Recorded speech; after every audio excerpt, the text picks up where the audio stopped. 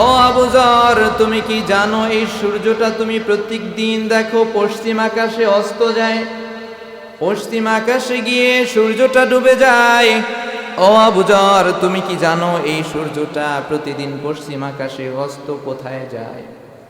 আবু যর গিফারি রাদিয়াল্লাহু তাআলা আনহু বললেন, আল্লাহু ওয়া রাসূলুহু আ'লাম, আল্লাহ এবং তার রাসূলই ভালো জানেন সূর্যটা প্রতিদিন কোথায় যায়, আমি আবু যর জানি না। এবার নবীজি বললেন, ও আবু যর, শোনো শোনো, সূর্যটা প্রতিদিন কোথায় যায়? فإنها تذهب حتى تسجد تحت العرش।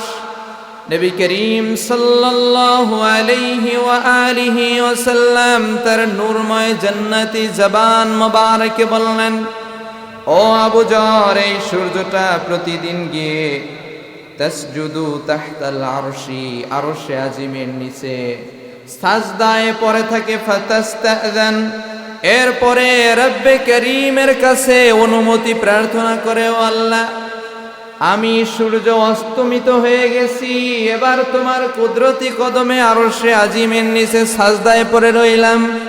তুমি যদি আমারে অনুমতি দাও তাইলে আবার কালকে আমি ঘুরে গিয়ে পূব আকাশে আবার উদিত হব। আর যদি তুমি আমারে অনুমতি না দাও, আমি সূর্য আর কোনোদিন উদিত হব না। বলেন সুবহানাল্লাহ। তার মানে এই সূর্যটা প্রতিদিন পশ্চিম আকাশ থেকে আবার ঘুরে পূর্ব আকাশে উদিত হয় আল্লাহ যখন অনুমতি দেয়।